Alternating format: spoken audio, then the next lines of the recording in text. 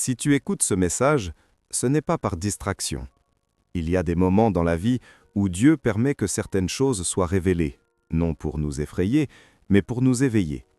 Tu as peut-être remarqué des regards insistants, des réactions inhabituelles, une attention qui ne s'explique pas uniquement par ce que tu dis ou ce que tu fais. Ce que les autres perçoivent en toi dépasse parfois ce que toi-même comprends encore. Et dans la Bible, cela n'a jamais été un hasard. Certains signaux ne passent pas inaperçus.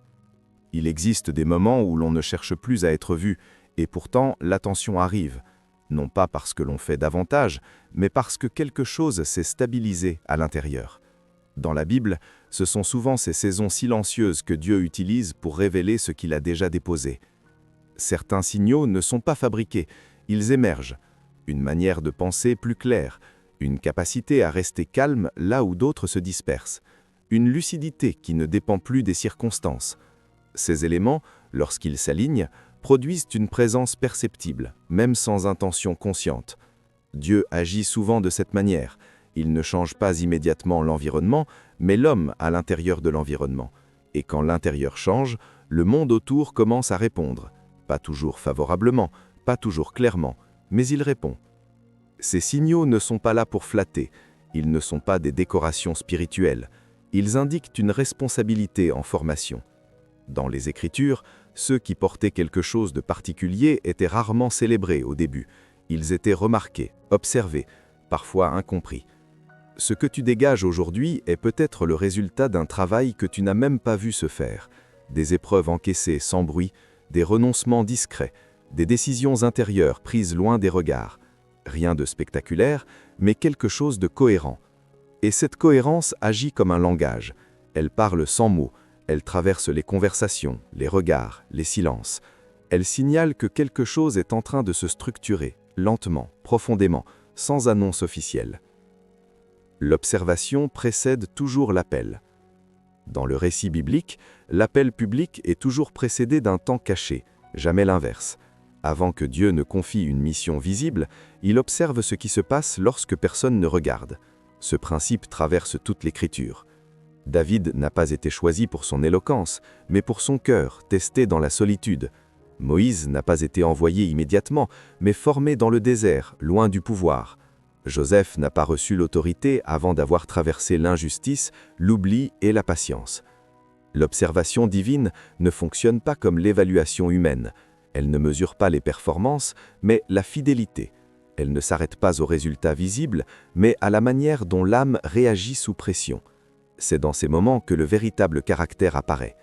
Cette phase d'observation peut être déstabilisante. Rien ne semble avancer extérieurement, alors que tout se construit intérieurement. Les attentes sont suspendues, les réponses tardent, mais ce temps n'est jamais vide, il est chargé d'intention. Être observé ne signifie pas être approuvé ou condamné, cela signifie être considéré, pris au sérieux. Dans la logique biblique, Dieu n'investit jamais dans le superficiel, il observe longtemps ce qu'il prépare à utiliser durablement. Ce principe invite à une posture précise, rester fidèle sans chercher à accélérer, continuer à marcher droit sans reconnaissance immédiate, comprendre que le silence n'est pas un refus, mais souvent une préparation prolongée. Pourquoi certains se sentent menacés? La lumière ne provoque pas une réaction unique, elle révèle. Chez certains, elle suscite le soulagement, chez d'autres, elle provoque une tension difficile à expliquer. Ce contraste n'est pas accidentel, il révèle l'état intérieur de ceux qui la rencontrent. Quand une personne avance avec une certaine cohérence, sans agitation excessive, elle agit comme un miroir involontaire. Elle met en évidence ce qui, chez l'autre, est encore instable. Ce phénomène n'est pas moral, il est psychologique et spirituel. Certaines personnes ressentent cette présence comme une menace, non parce qu'il y a attaque, mais parce qu'elle expose un déséquilibre interne. Le calme peut déranger plus que la confrontation. La retenue peut troubler plus que la provocation. Dans les évangiles, Jésus provoquait exactement ce type de réaction. Les uns s'approchaient, les autres cherchaient à le faire taire. La même présence, deux réponses opposées. Non à cause du message uniquement, mais à cause de ce qu'il révélait intérieurement. Il est important de comprendre que ces réactions ne sont pas à gérer ni à corriger. elles ne demandent pas d'ajustement identitaire. Elles indiquent simplement que quelque chose opère. Chercher à apaiser tout le monde reviendrait à diluer ce qui est en train de se former. Reconnaître ce mécanisme permet de ne pas internaliser des résistances qui ne nous appartiennent pas, de rester stable sans devenir dur, de continuer à avancer sans chercher à convaincre ceux qui ne sont pas prêts à regarder. Des tests qui ne disent pas leur nom. Il y a des saisons où les situations semblent se multiplier sans logique apparente. Des contradictions surgissent, des tensions inattendues apparaissent. Les mêmes thèmes reviennent sous des formes différentes. Rien n'est ouvertement hostile, mais tout semble exiger une réponse intérieure plus mature. Ces moments agissent comme des tests silencieux. Ils ne sont pas annoncés, ils ne portent pas d'étiquette spirituelle visible. Ils se présentent sous la forme de relations complexes, de décisions inconfortables, de silences prolongés. Ce qui est évalué n'est pas la perfection, mais la cohérence, la manière dont tu gères la frustration, ce que tu fais lorsque tu n'es pas compris, la façon dont tu réagis quand les résultats tardent. Ces éléments révèlent plus que n'importe quelle déclaration de foi. Dans la Bible, Dieu utilise souvent des situations ordinaires pour révéler des réalités profondes. Un champ, une prison, un désert, une table. Le cadre est simple, l'enjeu est intérieur. Ces tests ne cherchent pas à piéger, ils mettent en lumière. Ils montrent ce qui est prêt et ce qui demande encore du travail. Ils ne sont pas des obstacles à l'appel, mais des filtres. Traverser ces phases sans se durcir, sans se disperser, sans renier ce que l'on porte, demande une attention fine. Ce n'est pas la force qui est sollicitée, mais la justesse. L'attention n'est pas une récompense. Être remarqué n'est pas toujours un privilège. Parfois, c'est un poids. L'attention révèle, mais elle expose aussi. Elle augmente les attentes, la pression, les projections. Elle demande une maturité que peu anticipent réellement. Dans la logique biblique, la visibilité n'est jamais donnée pour flatter, elle est confiée pour servir. Et servir exige une structure intérieure solide. Sans cela, l'attention devient dangereuse. Elle nourrit l'ego, fragilise l'âme, détourne la trajectoire. C'est pourquoi Dieu retarde souvent la reconnaissance, non par cruauté, mais par protection. Il prépare l'intérieur avant d'élargir l'extérieur. Il fortifie la racine avant de laisser grandir la branche. Comprendre cela change la relation à l'exposition. Elle cesse d'être recherchée, elle devient secondaire. Ce qui compte, c'est d'être prêt lorsque le moment arrive, pas d'être vu trop tôt. Cette posture protège de l'impatience et du découragement. Elle permet d'accueillir l'attention avec sobriété, sans s'y attacher, sans la fuir non plus. La solitude comme espace de formation. Il existe une solitude qui n'est pas un vide, mais un espace. Un lieu intérieur où les voix se taisent progressivement, où les attentes extérieures perdent de leur influence, où l'on commence à entendre ce qui, jusque-là, était couvert par le bruit. Beaucoup traversent cette phase sans la comprendre. Les relations se raréfient, les échanges deviennent plus superficiels, les connexions profondes se font plus rares. Non par rejet, mais par réalignement. Dans la Bible, la solitude précède souvent les moments décisifs. Elle n'isole pas pour punir, mais pour concentrer. Elle réduit le champ afin d'approfondir la vision. Elle enlève le superflu pour révéler l'essentiel. Ce temps n'est pas toujours confortable, il confronte, il oblige à se tenir sans appui extérieur constant. Mais il forge une stabilité qui ne dépend plus de l'approbation. La solitude bien traversée ne coupe pas du monde, elle prépare à y retourner avec plus de clarté, plus de discernement, plus de présence. Discerner plutôt que réagir. Il y a un moment où réagir devient trop coûteux, trop d'énergie gaspillée, trop de clarté perdue. Réagir, c'est répondre à l'extérieur sans avoir interrogé l'intérieur.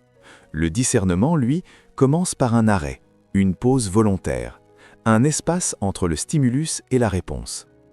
Dans cette saison, quelque chose s'est déplacé. Les provocations n'ont plus le même effet. Les tensions ne déclenchent plus automatiquement une défense. Ce n'est pas de l'indifférence, c'est un tri. Toutes les situations ne méritent pas une réponse immédiate. Toutes les paroles ne méritent pas une correction. Le discernement agit comme un filtre invisible. Il laisse passer ce qui est essentiel et retient ce qui est accessoire. Là où la réaction est bruyante et émotionnelle, le discernement est silencieux et précis. Il observe le contexte, l'intention, le moment. Dans la Bible, cette capacité est associée à la sagesse. Elle n'est pas innée, elle se développe. Elle demande du temps, de l'écoute, une certaine distance émotionnelle. Elle permet de répondre juste, même dans des situations complexes. Ce changement modifie profondément la dynamique relationnelle. Les échanges deviennent plus courts, mais plus clairs. Les conflits perdent en intensité. Les malentendus se dissipent plus rapidement, parce qu'ils ne sont plus alimentés par l'impulsivité. Apprendre à discerner, c'est accepter de ne pas avoir toujours le dernier mot. C'est comprendre que certaines réponses gagnent à être différées, et que le silence peut parfois transmettre plus de vérité qu'un long discours. Ce que les autres voient est un miroir. Les réactions des autres parlent souvent plus fort que leurs mots. Un regard qui s'attarde, un ton qui change, une distance qui s'installe, ou au contraire, une proximité soudaine. Ces signaux ne sont pas anodins, ils reflètent quelque chose qui se joue, autant chez eux que dans ce que tu dégages. Dans cette phase, les interactions deviennent révélatrices. Certaines personnes semblent à l'aise, d'autres hésitantes. Ce contraste agit comme un miroir silencieux. Il montre comment ta présence est perçue, sans jugement, sans explication directe. Ce miroir n'est pas là pour nourrir l'ego. Il n'est pas non plus une condamnation. Il est une information, une donnée brute. Ce que les autres projettent révèle parfois des zones de stabilité, parfois des zones de tension encore perceptibles. Dans la tradition spirituelle, l'observation précède toujours l'ajustement. Regarder sans se défendre, noter sans se justifier. Cette posture permet de grandir sans se durcir. Le miroir social n'est pas toujours confortable. Il peut exposer des incohérences, des attentes non résolues, des fragilités encore actives. Mais il offre aussi une opportunité rare, celle de se voir autrement à travers l'effet que l'on produit. Accueillir ce miroir avec calme permet d'affiner la présence, non pour se conformer, mais pour mieux s'aligner. Ce que tu ajustes alors n'est pas une façade, mais une cohérence intérieure plus profonde. La tension intérieure comme signal. Il y a une tension qui ne ressemble pas à l'angoisse habituelle. Elle n'est pas diffuse, elle est localisée. Elle apparaît quand l'ancien cadre ne suffit plus, mais que le nouveau n'est pas encore pleinement formé. Cette tension marque une transition. Dans ces moments, les repères habituels perdent de leur efficacité. Ce qui fonctionnait avant semble soudainement insuffisant. Les réponses automatiques échouent. Les certitudes se fissurent. Ce n'est pas une régression, c'est un déplacement. La Bible décrit souvent ces phases comme des passages, des zones intermédiaires. Elles sont inconfortables parce qu'elles exigent un changement de posture intérieure. L'âme ne peut plus s'appuyer sur l'ancien, mais ne maîtrise pas encore le nouveau. Cette tension n'est pas un problème à résoudre rapidement, elle indique qu'un ajustement est en cours. Chercher à la faire disparaître trop vite revient souvent à ralentir la transformation. Apprendre à rester présent dans cette zone demande du courage. Non pas le courage spectaculaire, mais celui de rester attentif sans se précipiter. De ne pas fuir l'inconfort, de ne pas se distraire excessivement. Cette tension agit comme une pression formatrice. Elle oblige à affiner les motivations, à clarifier les intentions, à abandonner ce qui n'est plus aligné. Elle prépare une nouvelle stabilité, plus profonde, moins dépendante des anciennes structures. L'alignement devient non négociable. Arrive un moment où l'on ne peut plus avancer en étant divisé intérieurement. Les compromis internes deviennent trop lourds. Dire une chose et en vivre une autre crée une fatigue constante. L'alignement cesse alors d'être un idéal, il devient une nécessité. L'alignement concerne 3 dimensions, ce que tu crois, ce que tu fais et ce que tu poursuis réellement. Tant que ces axes ne convergent pas, l'énergie se disperse, les efforts se multiplient sans produire de clarté. Dans la perspective biblique, l'alignement n'est pas une question de perfection morale, mais de cohérence. Marcher droit ne signifie pas ne jamais tomber, mais se relever dans la même direction. Cette continuité intérieure stabilise l'âme. Quand l'alignement s'installe, les décisions se simplifient, les hésitations diminuent. Non pas parce que tout devient facile, mais parce que le conflit intérieur se réduit. L'énergie cesse d'être utilisée pour maintenir des contradictions. Cette cohérence devient perceptible. Elle se ressent dans la manière de parler, de choisir, de refuser. Les autres perçoivent une clarté nouvelle, même s'ils ne peuvent pas la formuler. L'alignement ne rend pas rigide, il rend lisible. Il permet d'avancer sans se fragmenter, même dans des environnements complexes. Une réalité invisible mais active. Tout ce qui agit n'est pas visible. Cette vérité traverse toute la foi chrétienne. Les décisions intérieures, les intentions silencieuses, les orientations du cœur produisent des effets bien réels, même lorsqu'aucun signe extérieur ne les accompagne immédiatement. Ignorer cette dimension invisible revient à ne lire qu'une partie de la réalité. Les tensions, les résistances, les ouvertures soudaines trouvent souvent leur origine dans des dynamiques plus profondes que les circonstances apparentes.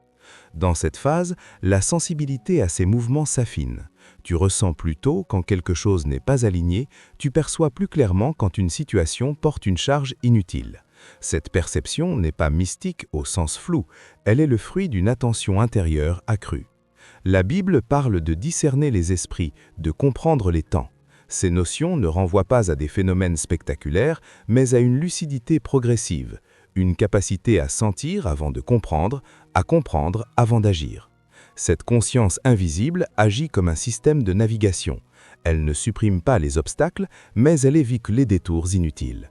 Elle permet d'avancer avec plus de précision, même lorsque le chemin n'est pas clairement tracé. La discipline comme structure intérieure. La discipline est souvent perçue comme une contrainte. Pourtant, elle agit surtout comme une structure. Elle donne une forme à l'énergie intérieure. Sans elle, même les intentions les plus sincères se dispersent. Dans la vie spirituelle, la discipline ne vise pas à contrôler, mais à stabiliser. Elle crée des repères quand les émotions fluctuent. Elle maintient une direction quand la motivation baisse. Cette discipline n'est pas rigide, elle est adaptée. Elle respecte le rythme, mais elle refuse la dispersion. Elle se manifeste dans des choix simples, ce que l'on nourrit, ce que l'on laisse entrer, ce à quoi l'on consacre son attention. Peu à peu, elle devient invisible, elle ne demande plus d'efforts constants, elle soutient naturellement l'alignement intérieur. Elle protège ce qui est en croissance. Transformer la pression en croissance. La pression n'est jamais neutre.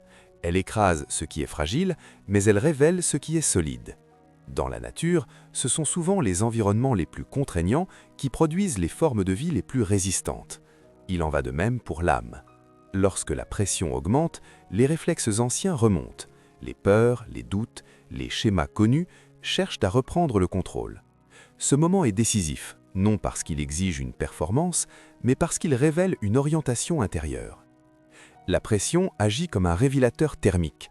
Elle montre ce qui est authentique et ce qui était maintenu par confort. Elle oblige à abandonner certaines illusions, celle du contrôle total, celle de la sécurité permanente, celle de la reconnaissance immédiate. Dans les Écritures, les figures les plus marquantes ne sont pas celles qui ont évité la pression, mais celles qui ont appris à s'y tenir sans se briser. Elles ont laissé la contrainte les former plutôt que les réduire. Transformer la pression en croissance demande une posture précise. Ne pas résister inutilement, ne pas se dissoudre non plus. Rester présent, observer ce que la pression fait émerger, ajuster sans renier l'essentiel. Ce processus n'est pas confortable, mais il est structurant. Il densifie l'identité. Il rend les fondations plus profondes. Ce qui en sort n'est pas une version plus dure, mais une version plus stable, moins dépendante des circonstances. L'appel ne flatte pas l'ego. Un véritable appel ne cherche jamais à nourrir l'image de soi. Il déplace le centre. Il retire progressivement l'attention excessive portée à l'ego pour la rediriger vers la responsabilité. Plus l'appel se précise, moins il flatte. Dans cette phase, certaines illusions tombent. L'idée d'être spécial, unique au sens flatteur, se transforme en conscience d'être utile. L'important n'est plus d'être reconnu, mais d'être juste. Cette transition est souvent silencieuse, mais profonde. L'ego cherche la validation, l'appel cherche la fidélité. Ces deux logiques ne cohabitent pas longtemps. Tôt ou tard, l'une doit céder. Dans la Bible, ceux qui ont accepté cet effacement relatif ont gagné une autorité durable. Ce processus peut être déstabilisant. Il enlève certains repères identitaires. Ce que l'on pensait être une finalité se révèle être une étape. Ce que l'on croyait central devient secondaire. Mais cette perte apparente est une libération. Elle allège, elle clarifie. Elle permet d'agir sans être constamment affecté par le regard extérieur. L'ego n'est pas détruit, il est replacé. À ce stade, la motivation change. Elle devient plus calme, plus stable, moins dépendante des résultats immédiats. Ce qui guide n'est plus la reconnaissance, mais la cohérence intérieure. Le choix silencieux. Tout ne se joue pas dans les grandes décisions visibles. Certaines orientations se prennent dans des moments discrets, presque imperceptibles. Un refus intérieur, une limite posée sans annonce, une fidélité maintenue alors que personne ne regarde. Ces choix silencieux façonnent la trajectoire bien plus que les déclarations publiques. Ils ne produisent pas d'applaudissements, mais ils construisent une direction. Ils révèlent ce à quoi l'on consent vraiment. Dans cette phase, le choix n'est pas entre le bien et le mal de manière caricaturale. Il est souvent entre le facile et le juste, entre l'immédiat et le durable, entre l'ego et l'alignement. La Bible montre que Dieu respecte profondément ces choix discrets. Ils ne sont pas ignorés, ils sont enregistrés, intégrés, pris en compte. Ils orientent la suite même si l'on n'en voit pas immédiatement les effets. Ce type de choix demande une clarté intérieure fine. Il n'est pas guidé par l'émotion, mais par une conviction tranquille. Il ne cherche pas à convaincre, il s'impose par cohérence. Avec le temps, ces choix silencieux produisent une stabilité rare. Ils réduisent les conflits internes, ils simplifient les décisions futures. Ils tracent un chemin clair, même dans l'incertitude. Marcher avec sobriété. Il arrive un moment où la vitesse n'est plus un atout, où l'accumulation d'actions devient contre-productive. La sobriété s'impose alors non comme une restriction, mais comme une sagesse. Marcher avec sobriété, c'est avancer sans excès, sans agitation inutile, sans dramatisation. C'est choisir la constance plutôt que l'intensité ponctuelle, la profondeur plutôt que l'effet. Cette posture apaise l'âme, elle réduit les tensions inutiles. Elle permet de rester présent même lorsque les circonstances varient. Dans la Bible, cette marche est souvent associée à la paix, non comme absence de conflit, mais comme stabilité intérieure. La sobriété protège de l'épuisement spirituel. Elle empêche de confondre mouvement et progrès. Elle rappelle que tout ce qui est durable se construit lentement. Dans cette phase, les gestes deviennent plus simples, les paroles plus mesurées, les engagements plus précis. Rien n'est laissé au hasard, mais rien n'est forcé non plus. Cette manière de marcher rend la trajectoire plus lisible. Elle inspire confiance et il crée un espace où les choses peuvent se déployer naturellement, sans pression artificielle. Ce qui est prêt se révèle. Il existe un temps pour la formation et un temps pour la révélation. Ces deux moments ne se confondent jamais. La révélation n'arrive pas quand on la réclame, mais quand ce qui est porté peut être soutenu sans se perdre. Dans la logique biblique, ce principe est constant. Dieu révèle lorsque la structure intérieure est suffisante pour contenir ce qui va être exposé. Il ne précipite rien, il n'improvise pas. Ce qui a été travaillé dans l'ombre commence alors à apparaître, pas forcément de manière spectaculaire, souvent progressivement, par des ouvertures inattendues, des reconnaissances discrètes, des responsabilités nouvelles. À ce stade, la révélation n'est plus une quête, elle est une conséquence. Elle découle naturellement de ce qui a été consolidé. Elle ne crée pas l'identité, elle la manifeste. Ce moment demande une vigilance particulière. Rester fidèle à ce qui a été construit intérieurement, ne pas se laisser redéfinir par l'exposition, continuer à marcher avec la même sobriété.